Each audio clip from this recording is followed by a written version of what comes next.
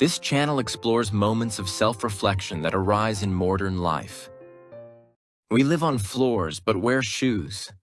In many American and European homes, shoes remain on indoors. Radiators or fireplaces warm. The air and daily life happens above the floor. Chairs, sofas, and beds define posture and space. The floor is mainly for walking. Although winters can be cold, air-based heating systems have long been sufficient indoors. Korea developed under different conditions. Located between continental and maritime climates, the peninsula faced long, harsh winters. Survival required not only producing heat but storing it. Homes adopted ondol, a floor-based heating system that warmed the entire surface. From beneath and released heat slowly over time. People sat, ate, and slept close to that warmth. The floor became central to daily life. Removing shoes was practical at first. Warm floors were meant to stay clean, so shoes were left at the entrance.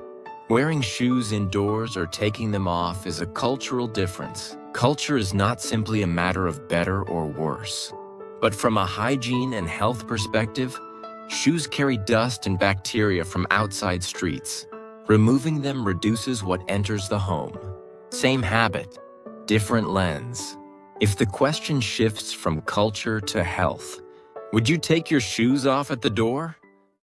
What would you honestly say? We feel deeply but not our own. We tend to believe our feelings are entirely our own. They seem to arise from experience, memory, and reflection. David Hume once wrote, "Reason is, and ought only to be the slave of the passions." Emotion, he suggested, often guides our judgments, more than logic does. If that is true, then feelings shape not only reactions, but identity. The question is whether they begin within or outside us.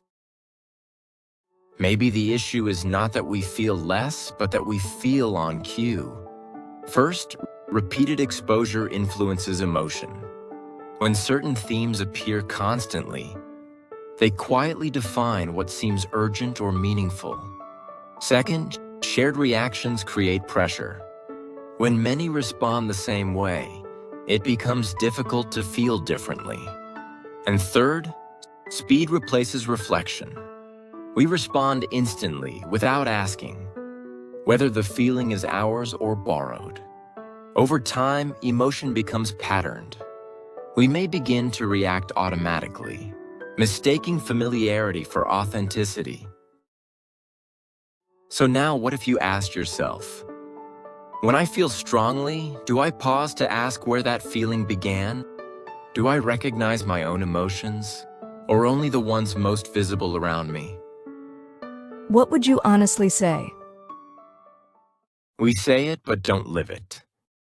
We often speak confidently about our values. We say we care about fairness, honesty, and responsibility. But principles are not proven in statements.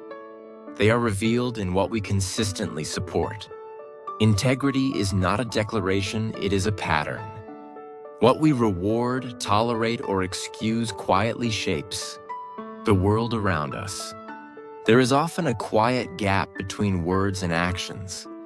The question is not what we criticize in theory, but what we sustain in practice. Maybe the issue is not open hypocrisy, but quiet inconsistency. First, we criticize behaviors in public that we benefit from in private. What we condemn in speech, we may still encourage through attention or approval. Second, convenience reshapes judgment. When something serves our interests, it becomes easier to excuse. And third, repetition dulls discomfort. The more often we accept small contradictions, the less noticeable they become.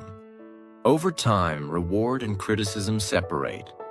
We begin to oppose in theory what we sustain in practice. So now, what if you asked yourself, do my actions support what my words oppose?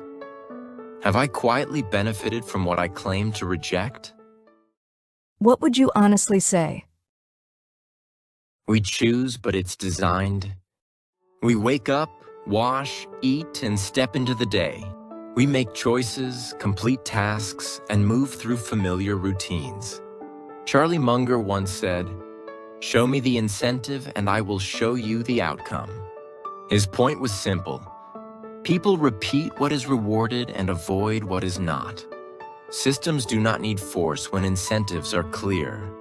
If daily life follows predictable patterns, then someone may benefit from their repetition.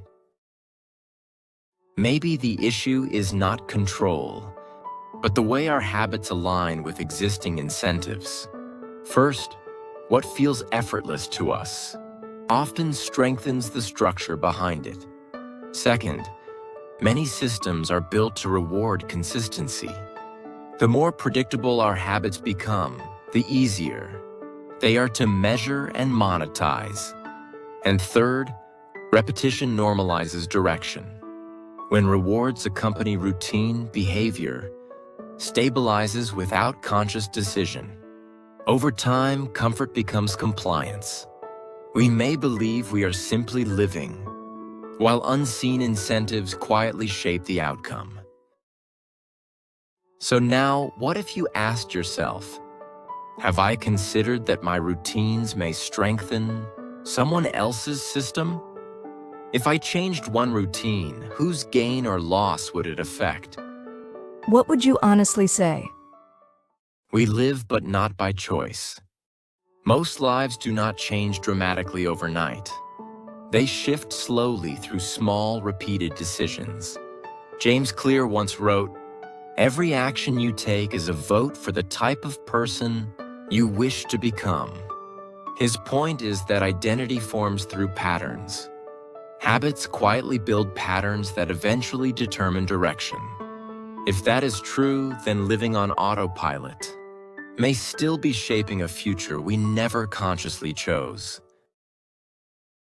Maybe the issue is not lack of ambition, but lack of awareness. First, established routines reduce friction. What begins as convenience gradually becomes automatic. Second, expectations settle in. Career paths, relationships, and schedules often continue simply because they have already started. And third, momentum replaces intention. We keep moving forward without asking whether the path still reflects our priorities. Over time, what we repeatedly do begins to feel like who we are. We may call it stability, while default gradually becomes the norm.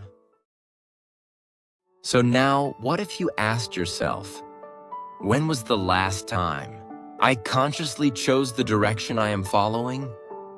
If nothing changed, would I be content with where this path leads?